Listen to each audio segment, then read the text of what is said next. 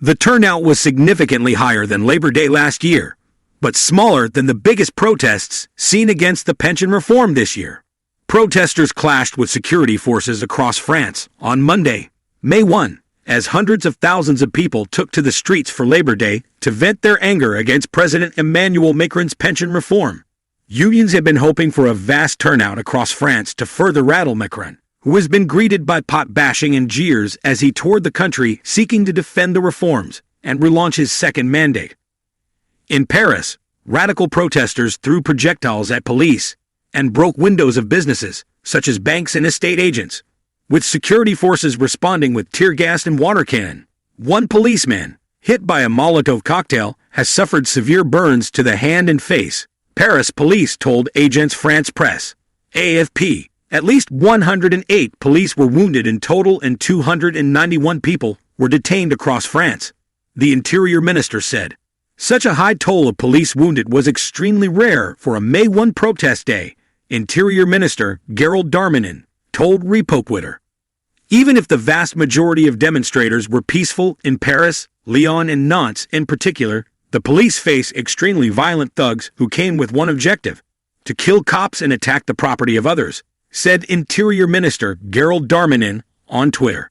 Police had been given a last-minute go-ahead to use drones as a security measure after a Paris court rejected a petition from rights groups for them not to be used. They deployed tear gas in Toulouse in southern France as tensions erupted during demonstrations, while 4 cars were set on fire in the southeastern city of Lyon. In the western city of Nantes, they also fired tear gas after protesters hurled projectiles. Protesters briefly occupied the luxury Intercontinental Hotel in the southern city of Marseille, breaking flower pots and damaging furniture. Radical ecological activists from Extinction Rebellion earlier sprayed orange paint on the facade of the glitzy Fondation Louis Vuitton Museum in Paris, which is backed by the LVMH luxury goods giant.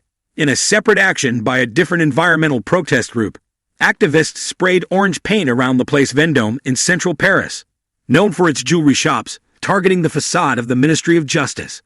Some 782,000 people protested across France, including 112,000 in Paris alone, the Interior Ministry said.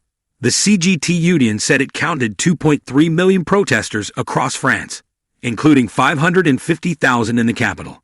The turnout was massively higher than Labor Day last year, but smaller than the biggest protests seen against the pension reform this year.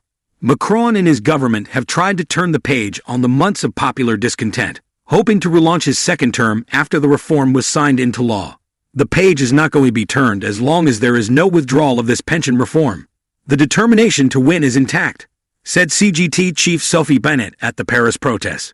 The mobilization is still very, very strong, added Laurent Berger, head of the CFDT union. It is a sign that resentment and anger are not diminishing.